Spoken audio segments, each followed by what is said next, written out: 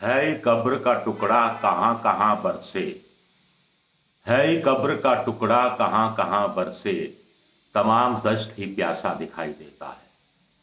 तो राज्यसभा में कौन जाएगा? राजस्थान की तरफ से, बीजेपी की तरफ से, कांग्रेस की तरफ से करीब 1 दर्जन नाम हवा में है। बीजेपी के 2 लोग जा सकते हैं राज्यसभा, तो एक नाम पर, एक सीट पर 4 नाम। कांग्रेस एक भेज सकती है राज्यसभा में और एक के पीछे 4 लगे हुए हैं। नमस्कार, मैं हूं आपका दोस्त विजय विद्रोही। आप मुझसे जुड़ चुके हैं, इसके लिए आप सबका तहे दिल से शुक्रिया। और अगले 6-7 मिनट मैं आपसे जुड़े रहने की कोशिश करूंगा। तो विधानसभा चुनाव खत्म हो चुके हैं, भजनलाल सरकार स्थापित हो चुकी है। अब राज्यसभा चुनाव का मौका है।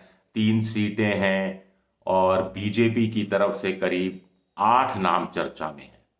कुछ लोग कह रहे हैं ये नाम चर्चा में है तो नवा नाम सामने आ जाएगा मोदी जी की तरफ से।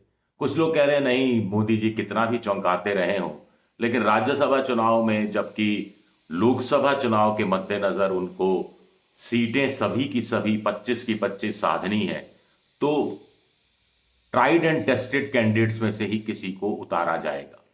तो इसमें कौन हो सकता है? कुछ लोग कह रहे हैं जेपी नड्डा भी चुनाव लड़ सकते हैं, राज्यसभा के माध्यम से राजस्थान से उनको राज्यसभा भेजा जा सकता है। इसलिए कुछ लोग तर्क दे रहे हैं कि जेपी नड्डा राष्ट्रीय अध्यक्ष हैं। लोकसभा चुनाव के बाद तो खैर नया राष्ट्रीय अध्यक्ष आ जाएगा, लेकिन अभी राजस्थान की लगातार तीसरी बार 25 सीटें जीतने में पार्टी आलाकमान इतना निश्चिंत महसूस नहीं कर रही है जितना वो मध्य प्रदेश या छत्तीसगढ़ के लिए महसूस कर रही है। उसे लगता है कि 2-3 सीटें शायद कहीं वो गंवा ना दे।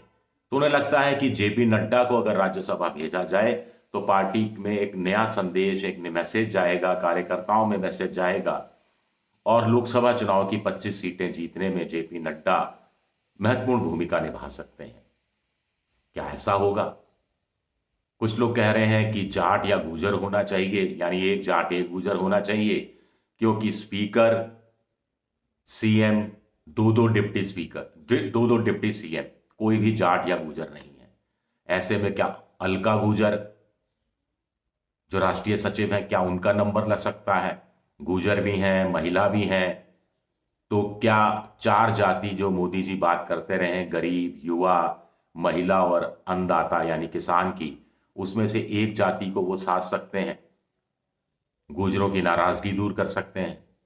कुछ लोग कह रहे हैं ओम माथुर को क्यों भूल जाना चाहिए। ओम माथुर पहले भी राज्यसभा में रह चुके हैं, पुराने नेता हैं। छत्तीसगढ़ जैसा राज्य दिया गया, जब उनको दिया गया छत्तीसगढ़, जिसमें जीतने की कतई कोई उम्मीद नहीं कर रहा था, तो खुद ओम माथुर ने किसी से कहा था कि मेरे गले में तो मरा हुआ सांप डाल दिया है, लेकिन देखिए कैसे सांप जिंदा कर दिया और उस जिंदा सांप ने कांग्रेस को, भूपेश बघेल की सरकार को डस लिया। तो क्या रिवॉर्ड मिल सकता है? भूपेंद्र यादव की बात की जा रही है। अभी भी वो राज्यसभा में हैं, अजमेर से हैं मूल रूप से, लेकिन कुछ लोग कह रहे हैं कि रिपीट नहीं किया जाएगा राज्यसभा में। जो पहले सांसद रह चुके हैं उनमें से किसी को रिपीट नहीं किया जाएगा। तो ऐसे में क्या फिर उनको अलवर का ही चुनाव लड़ाया जाएगा? जाट में कहा जाए तो फिर सतीश पूनिया नाम है। कुछ लोग कह रहे हैं जयपुर ग्रामीण की सीट दी जा सकती है। कुछ लोग कह रहे हैं कि जयपुर ग्रामीण में लालचंद कटारिया कांग्रेस से बीजेपी में आना चाहते हैं और एक पीठासीन अधिकारी भी उनकी मदद कर रहे हैं। पीठासीन अधिकारियों की बात करें तो राजस्थान से छपने वाले एक बहुत बड़े अखबार के बहुत बड़े मालिक भी राज्यसभा जाना चाहते हैं। वो भी दोनों पीठासीन अधिकारियों की मदद ले रहे हैं, ऐसा अंदर खाने बताया जा रहा है। क्या ये एक चौंकाने वाला नाम हो सकता है? आखिर मीडिया का इस्तेमाल बीजेपी, मोदी जी अपने हिसाब से करते रहे हैं। इससे पहले सुभाष चंद्रा भी राज्यसभा भेजे गए थे, हालांकि वो शायद निर्दलीय के रूप में भेजे गए थे।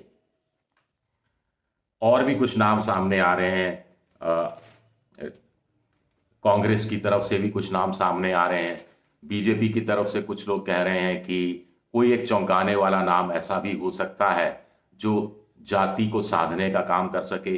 दक्षिणी राजस्थान से हो सकता है, जहां भारतीय आदिवासी पार्टी ने थोड़ी घुसपैठ की है। 3 सीटें वो जीती, कुछ सीटों पर वो नंबर 2 पर रही। बीजेपी को भी उन्होंने कुछ सीटों पर तीसरे नंबर पर धकेल दिया। तो क्या उदयपुर, बांसवाड़ा, डूंगरपुर, ये लोकसभा सीटों पर अपनी जीत सुनिश्चित करने के लिए किसी आदिवासी को भेजा जा सकता है? ये भी एक बड़ा सवाल उठ रहा है। जहां तक कांग्रेस की बात है, तो कांग्रेस को एक सीट मिलेगी, एक ही सीट मिल पाएगी, और उसके लिए आला कमान पर सब कुछ छोड़ दिया गया है। कुछ लोग कह रहे हैं सोनिया गांधी चुनाव लड़ सकती हैं राज्यसभा का। अगर ऐसा हुआ तो ये अशोक गहलोत खेमा अपनी जीत के रूप में लेगा, इस रूप में लेगा कि देखिए सोनिया गांधी को मना लिया गया, अब नाराजगी दूर हो गई। कुछ लोग कह रहे हैं कि किसी गूजर को भेजा जाना चाहिए, क्योंकि गूजर और जाट अगर कांग्रेस के साथ आ सकता है, क्योंकि वो बीजेपी से कथित रूप से नाराज बताया जा रहा है, तो दोनों में से किसी एक को भेजना चाहिए।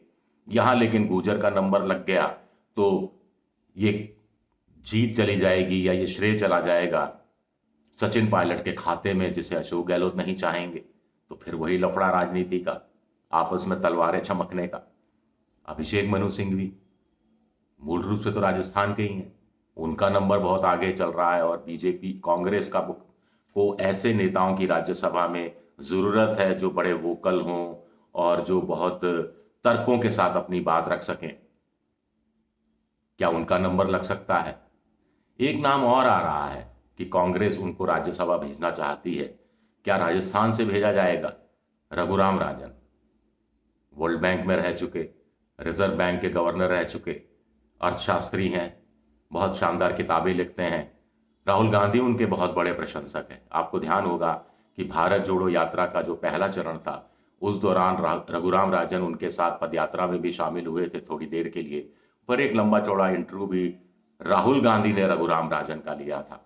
और रघुराम राजन जिस ढंग से प्रो पुअर नीतियों की बात करते हैं, सामाजिक न्याय की बात करते हैं, गरीबों के उत्थान की बात करते हैं, वो सारी चीज़ें राहुल गांधी को बहुत पसंद आती हैं, रास आती हैं। और उनका भी जो आर्थिक नीतियों पर चलने का जो तरीका है, वो भी रघुराम राजन से प्रभावित नजर आता है।